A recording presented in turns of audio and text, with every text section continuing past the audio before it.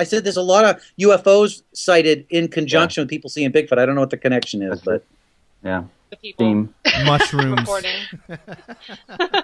Oh, great. Theme, right. we love the We mushrooms. have to always Happy we have to hour. say mushrooms when Guy's on the show, so he's afraid of mushrooms. So. They're not from this planet. They're not. They're not from this planet, and then I know. They're they're trying to convince us to, eat them. they wanted. It's They're gonna working, take over. guy. Want inside. They're gonna.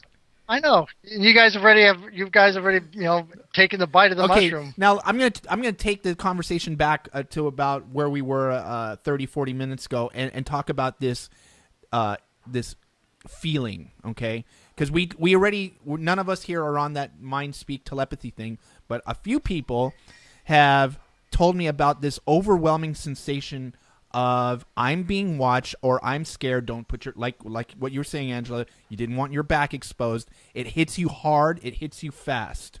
Now, Michael, you're the biologist here. You have talked about some types of different audio frequencies that different aquatic animals use to create certain effects. Do you know of anything as a biologist that might contribute to a physical explanation of what these ladies are talking about? Well, there are some studies. I mean, people talk about this infrasound. I don't know. And some people have told me tigers use infrasound. And I don't really know.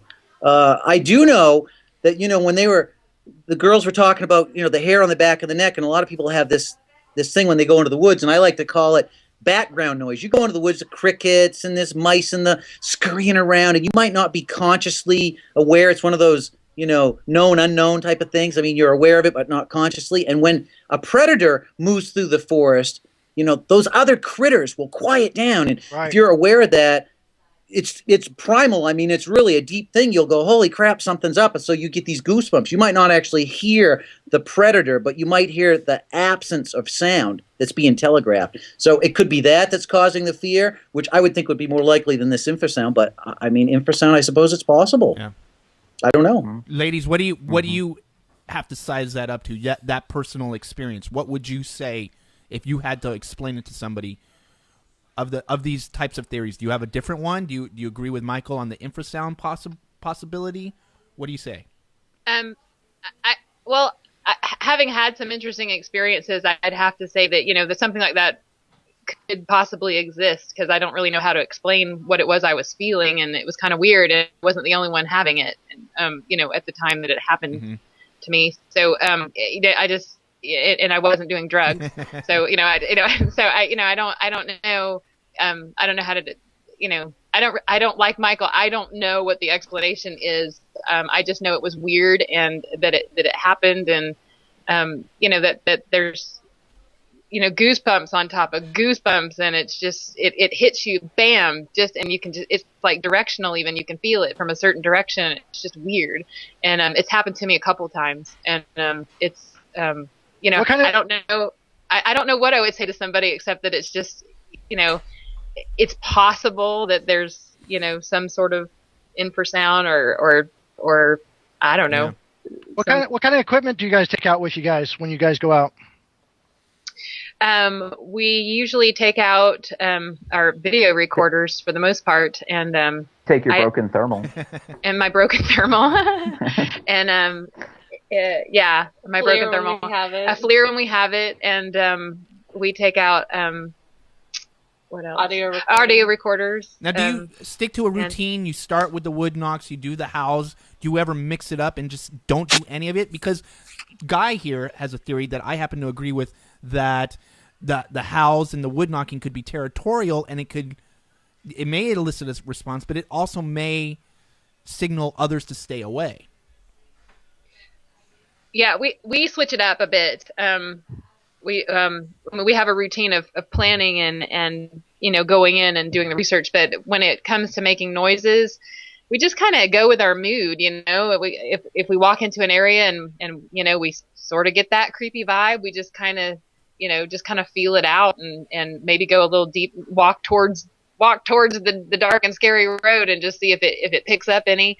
If we feel like we need to make a call, we'll pick up a call, make a call. If we want to do knocks, we'll do knocks. I I don't really know if knocks or calls help. I will say the most response I've ever gotten have been to howls, though. If I'm going to get a response, it's usually because I howl. You know, that's interesting.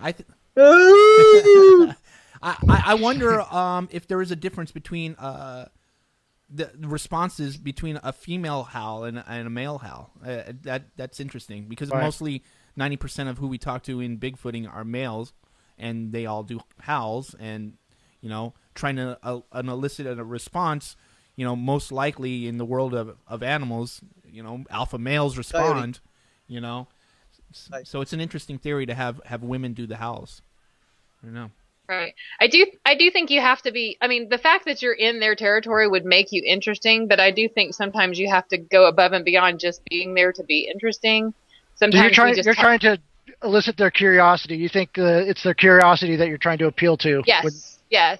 So a lot of times we might just talk loudly or laugh, you know, play music or well, we have a joke. We have the recording of dueling banjos on our phone, and so we'll play that as we walk down a road sometimes, just because, you know, we have a sick sense of humor. But anyway, we'll do that, or, you know, we'll just be girly sometimes. You know, it just depends on what we feel like doing. But I think you do have to be, I don't know, if they're not really making any noises, or you don't really feel like anything's around, I think you need to go out of your way to be interesting. And after you've done all that, if nothing happens, they're just not wanting to play. You know, they're not going to. Do you guys keep journals or anything like that? Or, I mean, how do you guys record each expedition? Pretty much through video Awesome. journals. Keep it fresh, just always dumping the information out as it comes to you, so it doesn't change. Yeah, and I'll usually do a report after an expedition, and sometimes I'll do it and keep it on file. And you can read our Falk report on the Bigfoot Chicks blog right now. Cool.